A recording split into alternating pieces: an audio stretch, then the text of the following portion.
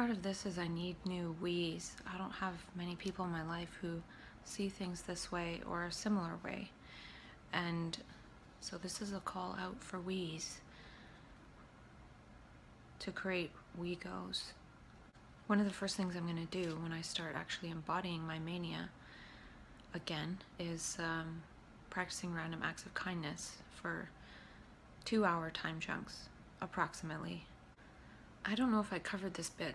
I have this bunch of writing and I don't know if I covered this, so I'm going to go quickly, but I was thinking maplin, mania, and psychosis land is kind of like feedback. It's sort of like the missteps along the way and then having to retrace one's steps and sort of having experiences of old memories and new perceptions mixed together. So it's almost, in a way, by doing that, it's a way to integrate the past to catch up with the present. I think we experience such extreme states because maybe we're even clearing our light body, our mind screen, our perceptual apparatus of all those accumulated bits of dust of the ego that we've recorded over time. And even if it's not even if it's not getting rid of them, it's at least making us aware that they're there. And in that way we can perhaps act in different ways instead of acting in unconscious ways, and we don't know why we're acting that way. It sort of gives us an idea of why we're acting that way. And I do think the collective unconscious comes in here as well. So there's some personal karma that's resolved as well as collective unconscious karma. And this is all just conceptual. It's not necessarily true. It's just an interesting way to think about it. I'm just playing with words. It's almost like an attempt to get congruent, or jumping through hoops to get congruent. And I don't think it can be fully done in the process of mania, and that's where harvesting comes in retrospect, in order to get in alignment with one's vision. We realize that we're sort of off track as a human being. And being on the ego track is always being off track. And there's no such thing as one track. There's so many different tracks, and it's up for us to be explorers of that and not just stay on our single ego safe track that we think is safety. But really it leads to isolation and increases the potential of developing a so-called mental illness. And I wrote down, I think that when somebody's talking about their personal goals, they're actually talking about their mental illness. Because unless it's in alignment with the universe, it's not good. And the manic energy of the universe comes in and opens up our vision. We can see so much. And then the myopic view of professionals and so-called normal people actually collapse that huge vision into a small, narrow band of illness. Mania is like stepping outside one's personal history, and it's a blank slate. And in a way, I went into mania after experiencing some distressful things, and it was maybe a way to almost save me from that, because had I kept going in that terrified state, I don't know what would have happened to me.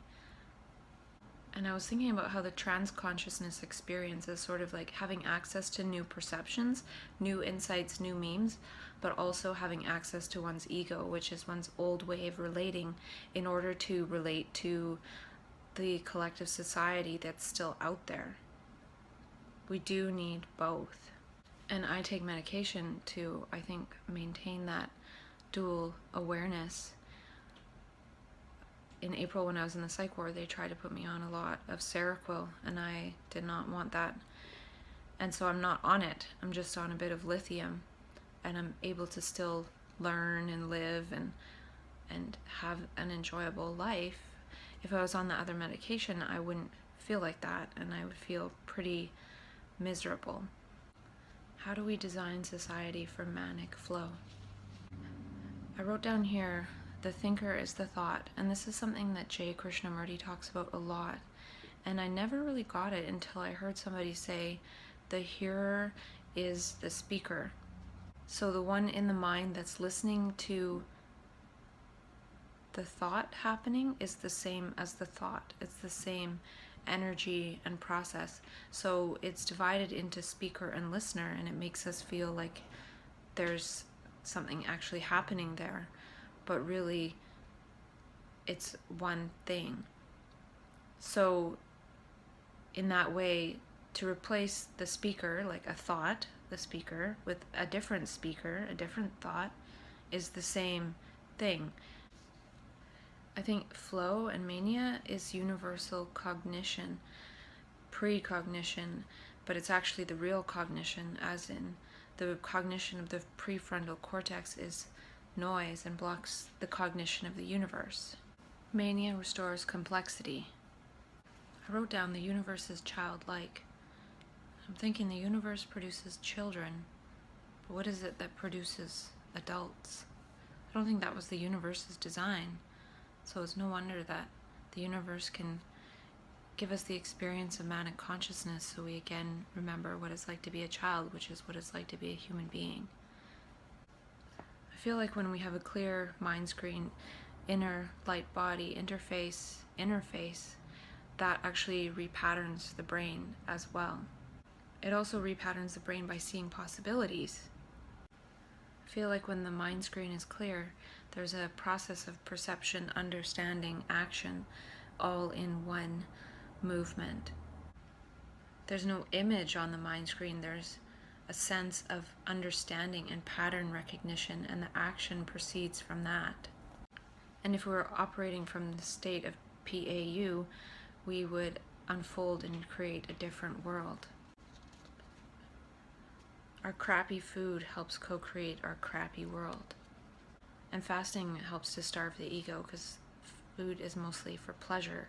So the ego is pleasure and avoiding pain. And when that inner mind screen is clear, it's also a state of harmony with what one is perceiving, not disharmony. And dis-ease is usually in perceiving something that's not actually there in the moment right now. It's reacting to the past. And since there's nothing we can do about the past, innately we're going to feel dis-ease. Us being in our light body self and in more of our material gravity allostatic load accumulated self is all these images that we've accumulated all over time, all these recordings. And it's almost like each time we snap out of recording mode, we are in that light body self, and the recordings lose hold on us. But also the universe can come in and snap us out of that recording mode, and all the recordings, we have to maybe go back through them in order to reattach and reassemble our ego. And our ego is, in a way, our meaning-making process and what we think things mean.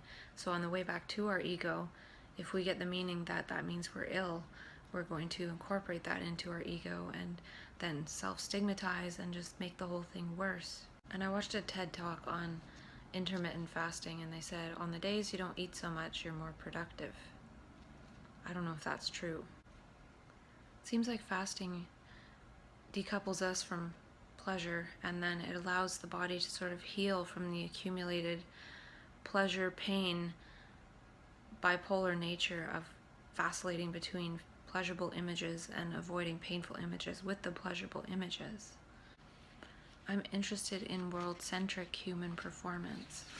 I also feel like this pattern recognition learning is so much more powerful than this linear process that is being used to create society and also keep us in the structure of society, that things could change very quickly.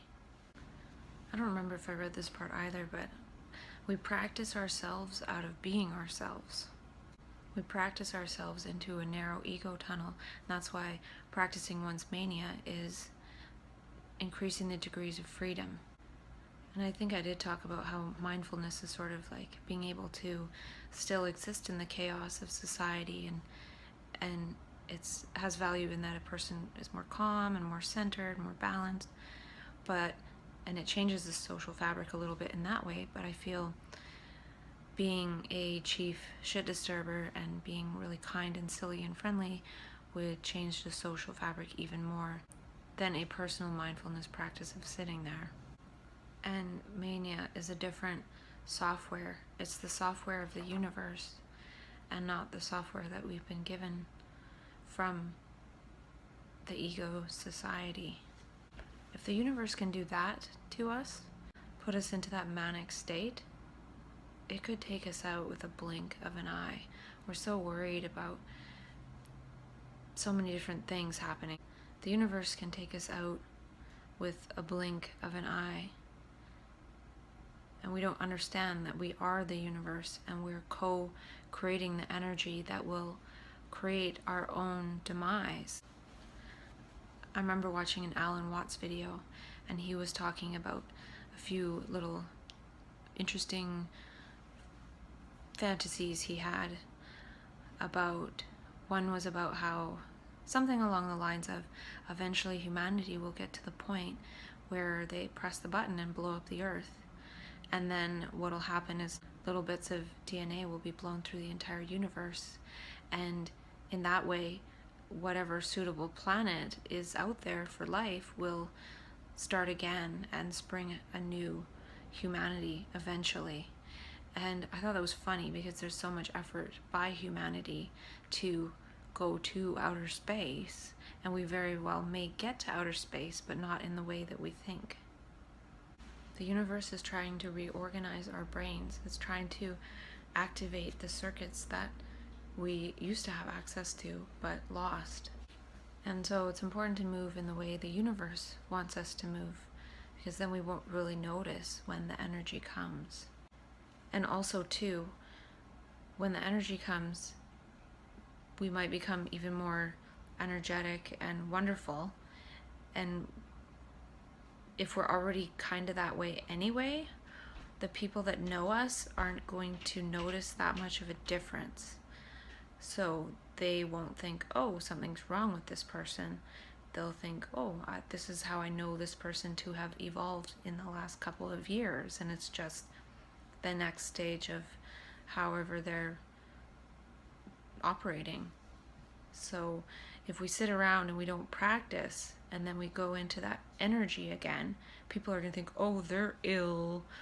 Whereas if we practice and also design our life around being creative, so if that energy comes, we're just a bit more creative, then there's not that much difference. People aren't going to notice that much. So part of the practicing isn't just about changing the social fabric, but it's changing the fabric of one's being, because we know that that energy is going to come at certain points, and we don't want to appear completely different. So one could disguise it as saying, oh, I'm taking improv, and take improv classes and learn to be more spontaneous and have different gestures, and then everyone that knows you thinks, oh wow, that improv is really working. And then all of a sudden when manic energy comes in, that energy just animates you even further, and you're kind of a genius in the craft you were already exploring. So another thing with that too is doing things one enjoys. So when the energy comes, it'll just make it that much more joyful, instead of, oh, you quit your meaningless job and you went over here because you felt that energy. No, your life was already really meaningful, so that energy just contributed to that meaning. So it's about closing the gap between the way that energy is going to animate us and how we are in our life. And I think that's a little bit different than what some people are doing out there. I think it's important to do the other stuff too, very important. But I also feel like if we design our life in alignment with meaning and also make it relational, that energy is going to have somewhere to go. And maybe it'll be invited back. And maybe when it does come back, we're not going to notice that much, because it's not that different from our daily life. And then it will have served its purpose. It will have remolded us and recreated us and redesigned us as adults. And most times adults don't change very much in their life at all, but it seems like we've gotten to a place in society and in humanity and in evolution where human adults can't just change very small amounts in their adulthood. It has to happen faster now, and it is happening faster for some people.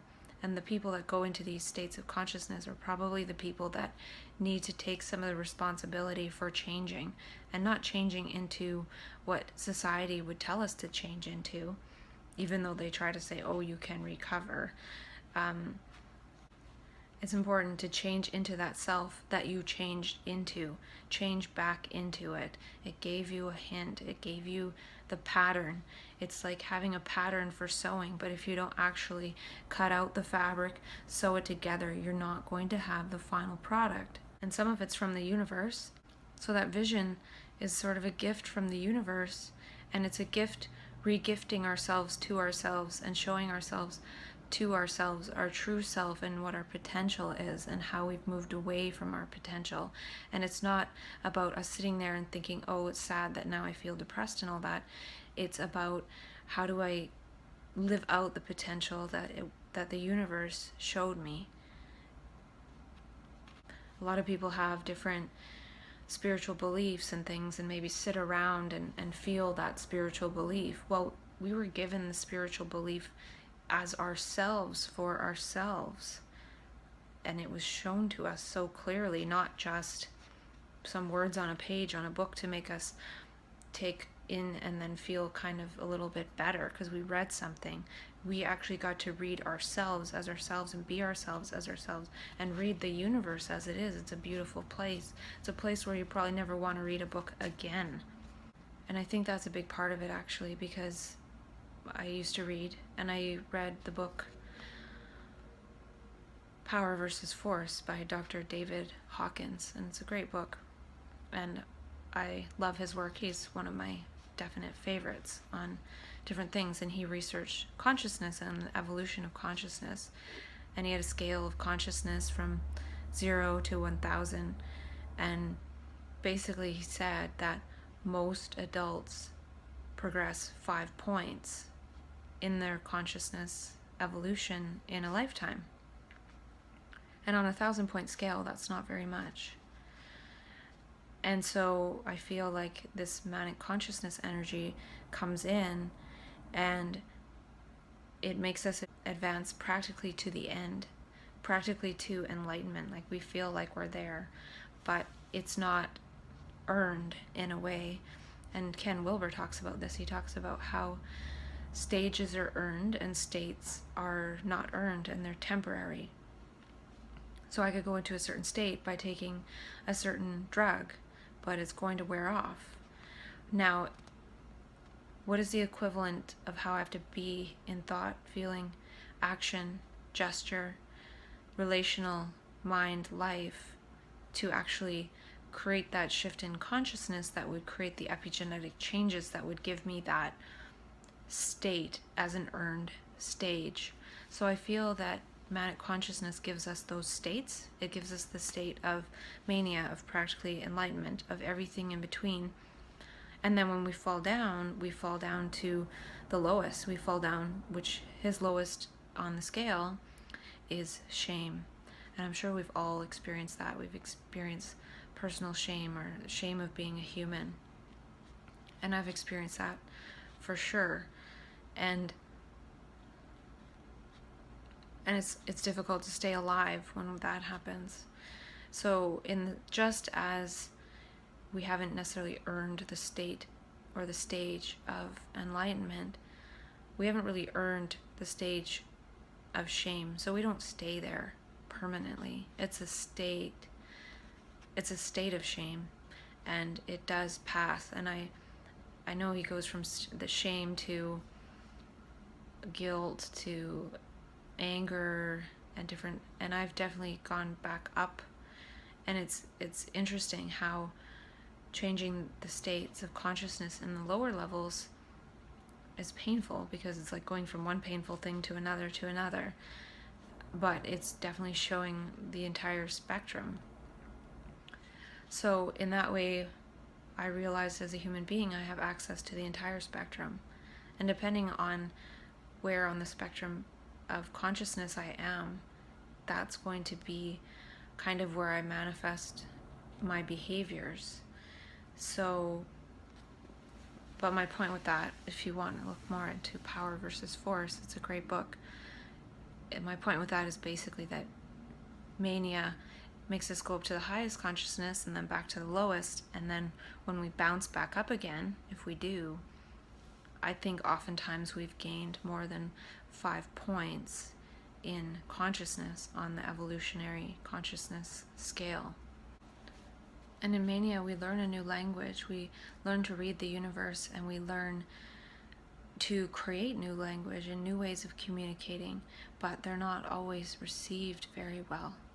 Those would be good to keep in mind for the future, because maybe those ones will be more well received in the future. And just as kids, when they're first learning language, they first just start making sounds and they're not making sense. In the same way with mania, some of the things that are coming out don't necessarily make sense, but it's just the whole point is to set that in motion, that speaking without thinking, in a way, it's speaking from beyond thinking. To me, medication's kind of like putting on blinders. So perception opened up in manic consciousness and psychosis, and then we are medicated into not really being able to see all that stuff, but it's still there. We're still probably feeling it. And since we're not changing the situation completely, it's still accumulating as allostatic load, which could lead to so-called relapse. The ego self is the limited self, and the trans-conscious self is the unlimited self that we all share. It's the common humanity. Ego consciousness is like tuning into the same AM radio station, whereas manic consciousness is like knowing one has access to Wi-Fi and can access any station, anywhere. And going through that bipolar experience of manic consciousness and then psychosis is like having to survive the entire spectrum of humanity, the entire spectrum of human possibility. And maybe in order to actually become awakened to that shared consciousness of humanity, one has to experience the entire spectrum. It's like unzipping it. It's like the ego is just this bit, and then we unzip the entire spectrum of humanity. So now one has access to perceiving from that perspective, and they also have access to relating from the ego consciousness. So in that way, manic consciousness might go from extreme mania, where it's like a huge flow experience, bigger than flow, to almost being able to surf the universe by having the ego as the rider and the shared consciousness as the wave. The shared consciousness is the consciousness of humanity, which is equivalent to the universe, or at least the parts that we have access to. And then the ego is the little rider, and the ego is learning actually how to surf all that energy instead of just being an ego self walking over puddles. I might have said this before, but it's really like seeing that I am the world and the world is me. And J Krishnamurti talks about this. And when one goes into mania and psychosis, one really experiences that, yes, I am the world and the world is me. It's very confusing in that state because you don't know what's you and what's something else. So the real immunity that we need is the immunity to words, which is, again, sticks and stones. We need to become immune to the sticks and stones of psychiatry. I feel like if the state of learning was never taken away from us as children, we would be sort of like people in mania, going about the world in joy, sharing our creativity and energy and love, and seeing the world and traveling, whereas we're trained into these functions, and then we get these jobs, and then we watch the world on TV. And the TV, in turn, keeps programming us. So lithium, in a way, is a helpful blinder. It's helpful to have lithium blinders on in a blind world. One of the ways altruism is healing is that we're not thinking about ourselves. Instead of thinking about our own personal problems, we're out co-creating solutions to the world's problems. And so we forget about our own problems. If we're all out creating solution to the world's problems, perhaps there would be no problems. And that's the thing, the ego makes things a personal problem when there's no real such thing as personal problems. Beauty is the absence of self-reflexive thought. I feel like one of the important parts of gay people is actually to produce less children, because the world is overpopulated. So people being gay should actually be a happy thing, because they're less likely to have children together. Actually, I have a funny thought that the universe eventually is probably going to be creating gay men out of straight men. So straight men will be totally straight, going through their life, and then poof, they're gay. And this will be some of the punishment for violence against women and things like that. And that's one of the reasons why I like gay people, is they're not going to rape women. Just as a person can be ego consciousness and then one day go through mania and have trans consciousness, have the tendency to go into that, maybe the universe is going to start to change sexual orientations midlife as well. And a lot of this is to challenge us to see that we're not this ego me that we think we are. And the ego isn't spiritual, so any attempt to become spiritual through the ego isn't going to work. And I feel the spiritual domains are actually just human domains of when the ego is absent, when we're in full celebration, play, laughter, silliness. So it's actually, I'm realizing that in those moments, it's usually relational. So we're actually not existing as an ego, because we're existing in the arising relationship with somebody else. So we've created a we've created a we-go, not the ego. And then that's when we feel the best, because there's no ego self there. Laughter is spiritual, play is spiritual. I don't think there's anything that's spiritual on its own. Spiritual maybe relates to certain things, but there's no such thing as spiritual. I wrote down that matter is a celebration of light. So the matter we can see is on the visible light spectrum. And so matter is kind of a celebration of light and the spectrum that we can see. And if we could really see, if we saw a tree, we would understand it, and then we wouldn't destroy it. I don't know if I made a video on this either. I read a paper on the psychocentric nature of mental health first aid, so I thought that it would be cool to create human-centric things. They talked about the linguistic techniques and practices. Well, what are the linguistic techniques and practices of human centrism and world centricity and wellness literacy? And perception is light and ego is sound, and the ego sound gets in the way of the light of clear perception. Yet if we see with the light of clear perception, different sound comes through us. Instead of it being sounds of the ego, it's sounds of something else.